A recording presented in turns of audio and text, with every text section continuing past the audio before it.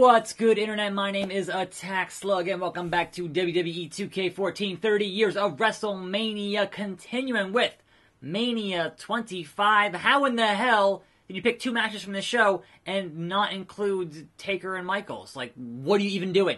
This next contest, scheduled for one fall, is for the WWE Championship.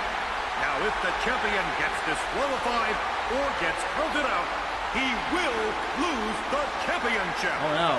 Introducing the challenger. Weighing 245 pounds, Randy Orton.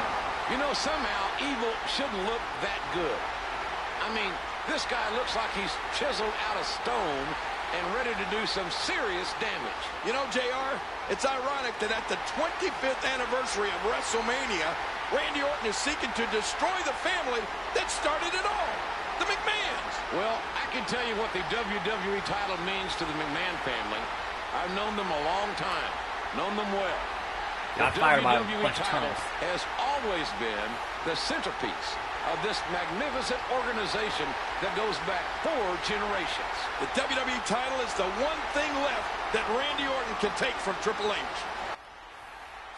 And so I welcome you, or impose, to a fine Thursday here on the program. Got some wrestling news and rumors and such going around. Got some interesting release dates that got announced.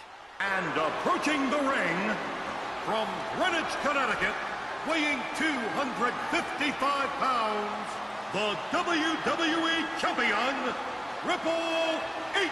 I've often wondered if a man can be so focused on destroying another that he forgets that the richest prize in all of the WWE is around his waist. I think maybe Randy Orton is counting on that here tonight.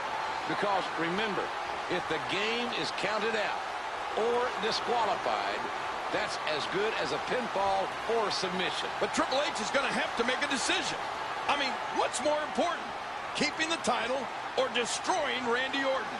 I don't think he can do both. Well, let's put it this way. The most important thing in this match for Randy Orton is to win the WWE title. Therefore, the most important thing for the game in this match is to keep that from happening. The question is, obviously, can that be done? Well, it was the day after he won the championship when Triple H turned his back on Randy Orton that Orton said he made a vow to ruin Triple H's life like the game ruined his. To take away what he holds dear, the WWE Championship. Well, alright then. So, popping off, we have a release date for the first piece of Fire Pro Wrestling World DLC, and that will be the Fire Promoter Mode, aka the GM mode, is finally happening. It was supposed to happen this year. It's not happening this year. It's going to happen on February the 27th.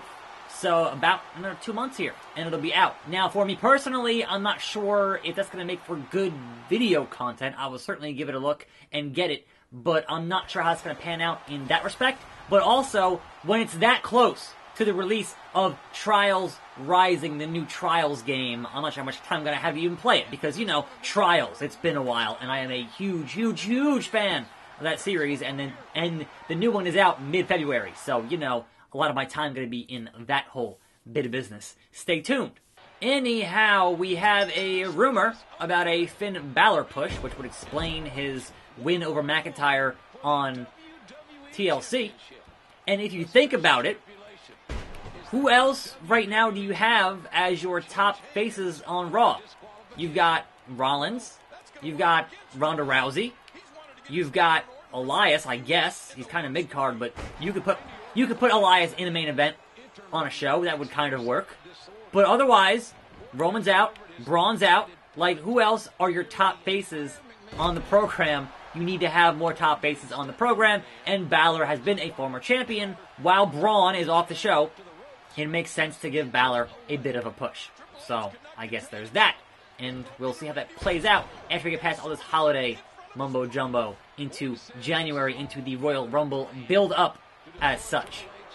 So, besides that, obviously, we're going to have Brock versus Braun at the Royal Rumble.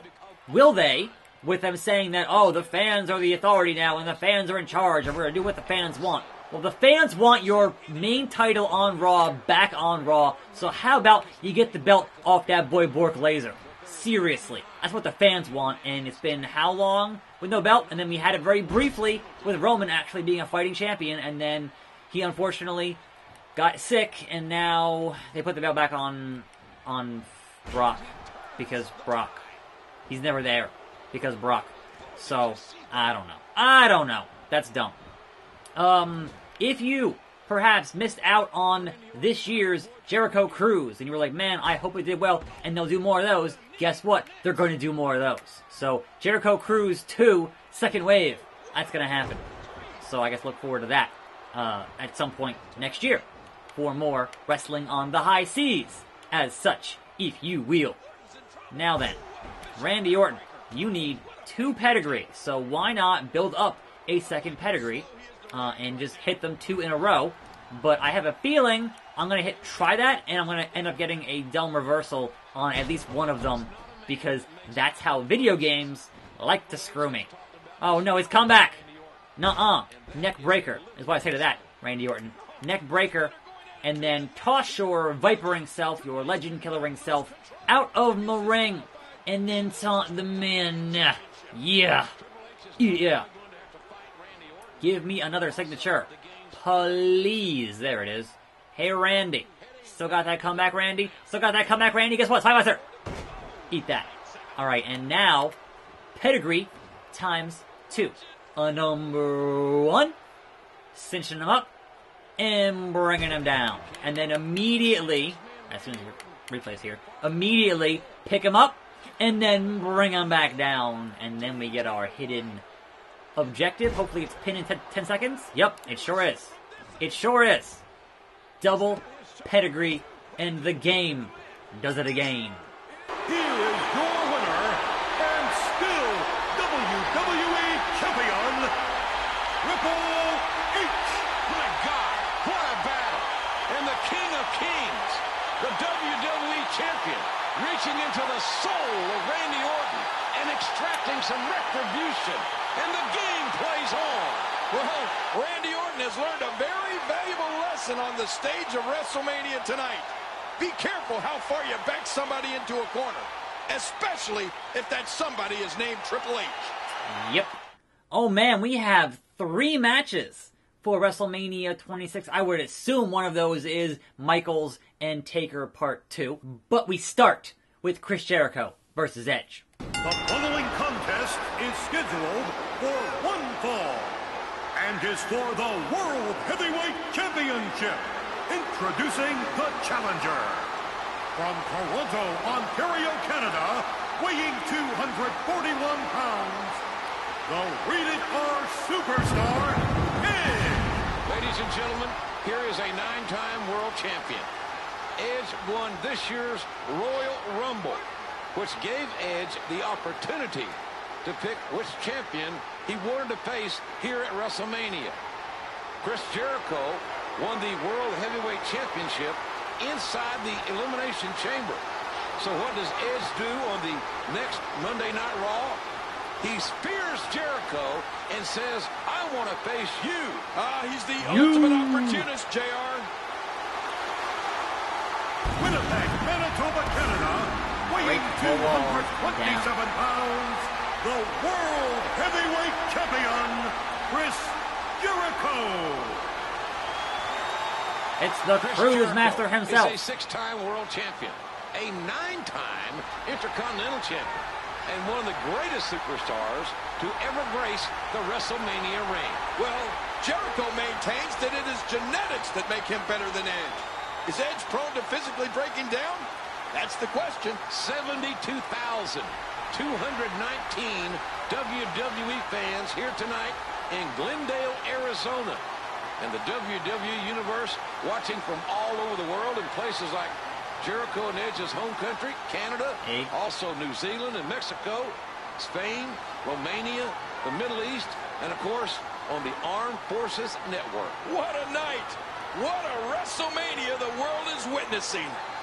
The world is watching, Anyway, moving on into our rumor section, that apparently that Shane McMahon story that was supposed to kind of start up in January, the result of Shane having won the Best in the World World Cup, the result of SmackDown getting locked out, except for the pre-show, at Survivor Series, there was supposed to be consequences to all that. It was supposed to build to something with Shane. Perhaps a heel turn, perhaps not, but some kind of major story with Shane that apparently has been dropped. So I guess that's a thing that happened with their new direction, their fresh faces, etc., etc.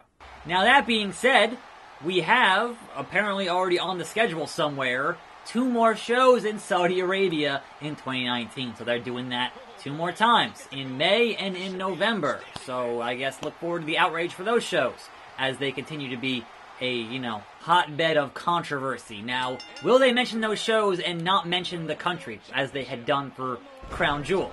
I guess that's the question. That's the question. So, taunting out of the ring, onto Edge. I did it. Did I do it? What the hell? Taunt while Edge. I'm reading it backwards. I'm having a bad day today. I'm reading it backwards. My bad. These things happen. Alright. Do a side suplex there. Back into the ring. And then taunt. I should finish the taunt? Yes, okay. Perform a Lion Tamer. Will do. Video game will do. Now then, we have the rumor that Bandito was being considered as one of the key players in All Elite Wrestling, which I should mention is not actually officially announced yet outside of those trademarks. It is just very, very heavily rumored, if you will. So, apparently the key thing there is that because they're not officially announced and such, and because not being announced, they don't have a TV deal because they aren't announced yet, that he ended up signing up with Ring of Honor because he got, a lot of money for less dates, and then was able to, get that stuff locked down with a guaranteed money contract and such, which is important when you have bills to pay. Getting that important contract when you have bills to pay is a good thing. So, unfortunately, not able to make it happen with AEW as they don't actually exist just yet. Hopefully soon. Hopefully soon. But not just yet. Maybe in the new year we'll get something here, but it's not quite there just yet. And that's kind of one of the key problems. There we go. That's one of the key problems, is that Codebreaker, is that you need big talent to land a TV deal, but you need a TV deal to land big talent. So, kind of a chicken and the egg type situation, which is not great for anybody, but here's hoping they can manage to get it done. But sometimes just a handshake deal is not going to do it when you got bills to pay. So I can't blame him for going somewhere that has guaranteed money and, less dates that he was currently working for good money, and being a cornerstone of, whatever the new Ring of Honor is going to end up being, given all the talent that is leaving, then, we'll see. That's just the way business goes sometimes. Nothing personal. Gotta cash them checks and break them necks. Anyway, let us put this Lion Tamer on to the Rated R Superstar, and then hopefully get this hidden objective and wrap things up on this fine Thursday. Signature. Apparently Edge has a signature and not me, which is like I misunderstood who had the signature. So that's on that is on me, 100%. My bad. Here we go. Get out of the ring because I want a signature. Edge, me, the Ayatollah of rock and rolla. Me. Irish Whip rebound. Why? Into this deal. And not hit any buttons. Just let it go down. Just let it work the legs there. And then I'm down. I'm on the... It had to be facing up. It didn't say facing up. But... And then he reversed it. I swear to God. And now he has 2 finishers. This game sometimes is... They really know how to put the screws on you. They're like, alright, I got there. I'm there. It's fine. And they're like, no, you didn't. She was not at all. Not at all. What are you going to do? What are you going to do? So, we build again as Edge has 2 freaking finishers, man. Lame. Get out of my ring, Edge. I must taunt you. Alright, so side, suplex, and then... What the hell, Edge? Now you have 3 finishers, Edge. What in the hell How do I do the Lion Tamer if the game is going to reverse it every time I try to do it? Edge could right now spear me 3 times and it would be over. It would be over. What the hell, man? Edge is the ultimate in resiliency, clearly. He is just getting the job done. 120%. It's crazy. Jericho gonna lion salt.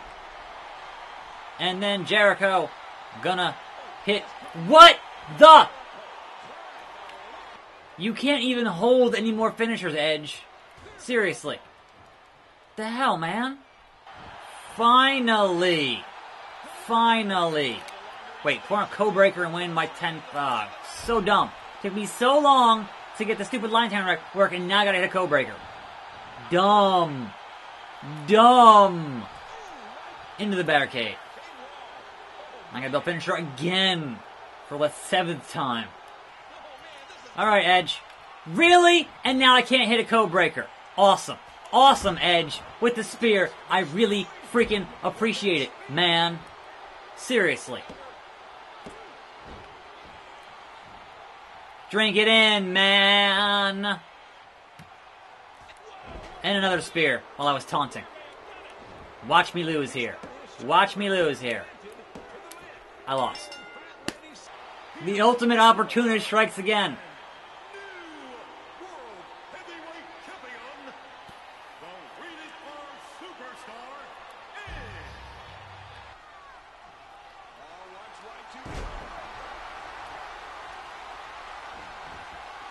One, two. Alright, sure. Way easier the second time. Okay. Here is your winner, and still World Heavyweight Champion, Chris Jericho. Ladies and gentlemen, Chris Jericho retains the title. But Edge felt like a world champion here tonight. He was game. He gave it his all. Sure did. Fell ever so slightly short of his goal. Something tells me this isn't the last time Edge will hold championship gold, JR. The ultimate opportunist will strike again. Mark my words.